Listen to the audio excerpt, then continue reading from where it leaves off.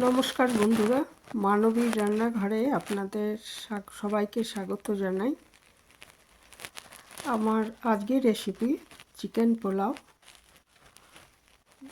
তো এইটা একটা ওয়ান পট মিল হিসাবে খুবই ভালো। এটা থাকলে সাথে আর অন্য কোনো ডিশের দরকার নেই, শুধু সাইড ডিশ এমনি কিছু লাগবে না, সাথে স্যালাড এবং চাটনি বা রায়তা থাকলে যথেষ্ট, বা এমনি শুধুও খাওয়া যায়, খুবই ভালো হয় খেতে। আসুন দেখে নিই যে কীভাবে করেছি এটা। যদি ভালো লাগে তবে অবশ্যই একটা লাইক দেবেন আর শেয়ার করবেন, আর নতুন হলে আমার চ্যানেলটাকে সাবস্ক্রাইব করবেন, এটা অনুরোধ রইল। প্রথমে একটা পাত্রে আমি 1.5 গ্লাস বাসমতি চাল নিয়ে নিয়েছি। 1.5 গ্লাস মানে মোটামুটি ধরুন 400 গ্রাম মতো চাল, প্রায় 400 গ্রাম চাল এখানে নিয়েছি আমি। তো এই চালটা ভালো করে ধুয়ে অল্প জলে কমপক্ষে আধ ঘন্টা ভিজিয়ে রাখতে হবে, তাহলে এটা ভালো হবে আর কি। চালটা ভালো মতো, ওটা ভাতটা আর কি ভালো মতো হবে। আর ওইদিকে আমি 600 গ্রাম চিকেন নিয়ে নিয়েছি। চিকেনটা খুব ভালো মতো ধুয়ে 1 চামচ হলুদ, প্রায় 1 চামচ নুন আর একটা পাতিলেবুর রস দিয়ে, পাতিলেবু না থাকলে ভিনিগার দিতে পারেন, দিয়ে এটাকেও আধ ঘন্টা মেখে রেখে দেবো। এর সাথে এখন আর কিছু মেশাবো না। আর যেটা বললাম, পাতিলেবু না থাকলে ভিনিগার দেবেন 1 চামচ। আর হচ্ছে এরপর আমি এদিকে বাকি জিনিসগুলো রেডি করে নেব। পুরো লেবুটাই দিয়ে দিয়েছি আমি, আর ভালো করে নুন হলুদটাও মাখিয়ে দিচ্ছি।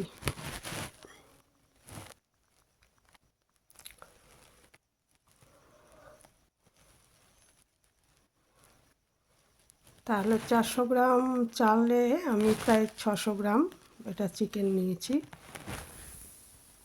এরপরে আমি প্রায় হাফ কাপ ধনে পাতা আর 7-8 কোয়া রসুন আর কয়েক টুকরো আদা, মানে ধরুন 1 ইঞ্চি মতো আদা নিয়েছি, নিয়ে এটাকে পেস্ট করে রেখে দিচ্ছি। আর আধ ঘন্টা প্রায় হয়েই গেছে।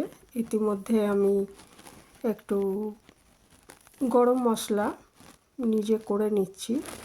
কেনা গরম মশলাও ব্যবহার করতে পারেন, কিন্তু এখানে ওই জায়ফলটা দিলে ভালো হয়। জায়ফলে অর্ধেকেরও কম নিয়েছি, একটা জয়িত্রী নিয়েছি, জয়িত্রীর একটা ফুল নিয়েছি আর কি, আর 2টো ছোটো এলাচ, একটা বড় এলাচ আর দারচিনি, এগুলো শুকনো খোলায় ভেজে গুঁড়ো করে রাখলাম।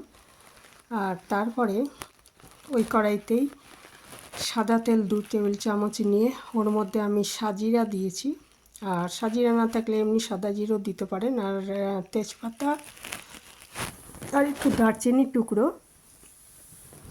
দিয়ে দিয়েছি ফোড়নে। আর তারপরে ফোড়নটা একটু ভাজা গন্ধ ছেড়ে গেলে তার মধ্যে আমি 2টো পেঁয়াজ কেটে রেখেছিলাম মাঝারি সাইজের, সেগুলো দিয়ে দিচ্ছি। আর পেঁয়াজটা খুব ভালো মতো ভেজে নিতে হবে, মোটামুটি ব্রাউন কালার আসা অবধি ভেজে নিতে হবে। আর আমি এর মধ্যে এখন হলুদ দেব না, ওই চিকেনে যা হলুদ আছে তাই। আর এর মধ্যে আমি 1 চামচ মতো ঘি দিয়ে দিলাম, 2 চামচ সাদা তেল দিয়েছি আর 1 চামচ ঘি দিয়েছি। আর কিছু দরকার হবে না তেলের, কারণ চিকেনের থেকেও একটু তেল বেরিয়ে আসবে, কাজেই আর তেল বা ঘি দেওয়ার প্রয়োজন হবে না।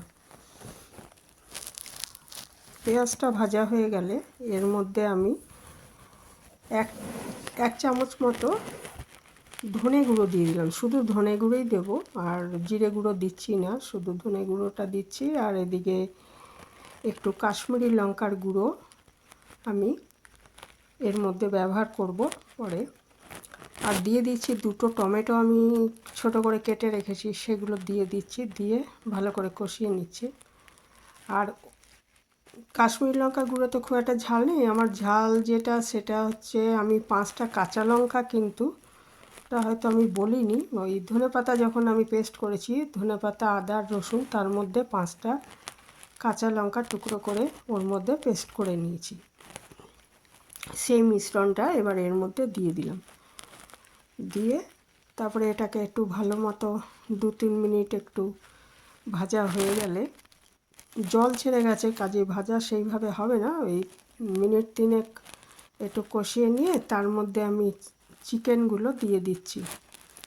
দিয়ে খুব ভালো মতো কষিয়ে নিতে হবে, যতক্ষণ না তেল ছেড়ে আসে ততক্ষণ অবধি এটা কষিয়ে নিতে হবে। তাহলেই কী হবে, মশলার কাঁচা গন্ধগুলো চলে যাবে আর চিকেনটাও তৈরি হয়ে যাবে। তো এটা আবার ভালো মতো এটা চড়া আঁচেই করবো, কারণ আঁচটা যদি কমাই তাহলে আরও জল ছেড়ে যাবে, সেই জন্য চড়া আঁচেই এটা আমি করবো আর কি এখন রান্নাটা। এটা ভালো মতো কষিয়ে নিচ্ছি। আর ওইদিকে আমি বাসমতি চাল যেহেতু 3 গ্লাস নিয়েছি, তো মোটামুটি 3 গ্লাস জল, আর যেহেতু চিকেনটা আছে ওই 3.5 গ্লাস মতো ধরুন, 3 গ্লাসের একটু বেশি খুব কাশ্মীরি লঙ্কার গুঁড়ো এখন আমি দিয়ে দিলাম একটু, এটা কালারের জন্য, ঝাল খুব একটা হবে না। আর দিয়ে দিলাম আমি কিছু, ধরুন গোটা 20 পুদিনা পাতা আমি কুচি করে রেখেছি, সেটাই আমি এর মধ্যে দিয়ে দিলাম। আর আমি ওই যে মশলাটা, গরম মশলাটা গুঁড়ো করেছিলাম শুকনো খোলায় ভেজে, সেটাও এই সময় দিয়ে দিচ্ছি আমি। আর আরেকটা কথা, চিকেনটা যখন মাখা মাখা হয়েছে বা এই সময়টা এখন আপনি সামান্য একটু চিনি, মানে 1/2 চামচ চিনি দিতে পারেন, না দিলেও চলবে।